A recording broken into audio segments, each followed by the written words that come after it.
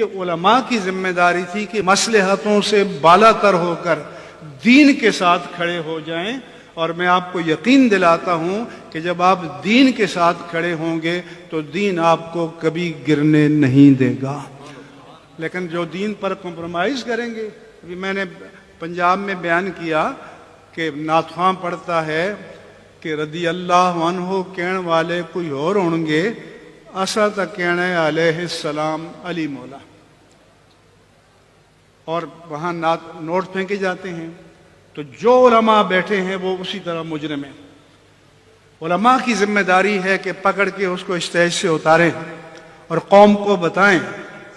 یہ اپنے حساب سے تو ہم آپ پر، اہل سنت پر طنز کر رہا ہے کہ ہم صحابہ کرام کے لیے رضی اللہ عنہ کہتے ہیں، لیکن اس کے نزدیک رضی اللہ عنہ تو معمولی سی چیز ہے۔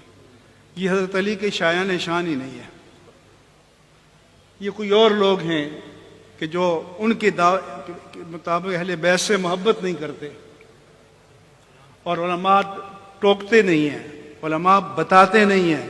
میں نے کہا ظالم بدبخت اوباش، تم نے یہ جو طنز کیا ہے، یہ طنز تو لوٹتا ہے رب ذوالجلال کی طرف، کیونکہ رضی اللہ عنہ تو اللہ تعالیٰ نے فرمایا ہے، لقد رضی اللہ عن المؤمنین اذ یبایعونک تحت الشجرہ، کہ اللہ ان مومنوں سے راضی ہو گیا اے پیارے حبیب کہ جو درخت کے نیچے آپ کے ہاتھ پر بیعت کر رہے تھے۔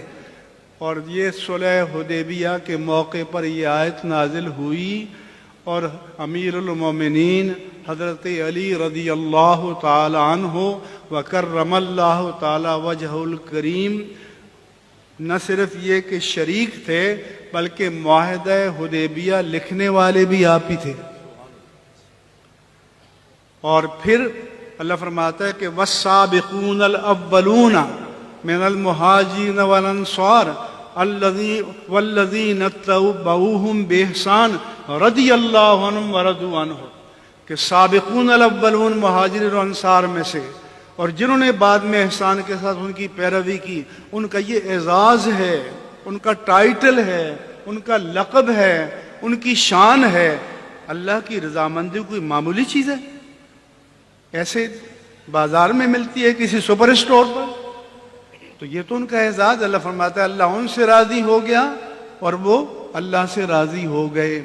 اور اللہ فرماتا ہے کہ یا ایتھا النفس المطمئنہ، اے نفس مطمئنہ، ارجعی الی ربک، اپنے رب کی طرف لوٹ آ، درا حال ہے کہ تو رب سے راضی اور رب تجھ سے راضی۔ تو مجھے بتاؤ کہ حضرت علی کو نفس مطمئنہ میں داخل کرو گے نہیں کرو گے؟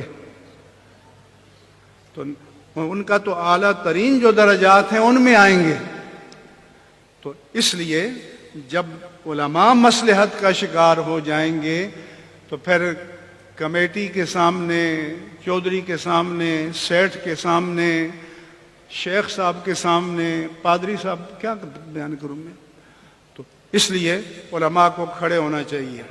اور میں کہتا ہوں کہ جو دین کے ساتھ کھڑے نہیں رہنا چاہتا اس کو یہ پیشہ چھوڑ کر کوئی اور کام ڈھونڈنا چاہیے، اور یہ پیشہ اس کو اختیار کرنا چاہیے جو عسر میں، یسر میں، ہر حال میں دین کے ساتھ کھڑے ہونے کے لیے تیار ہے۔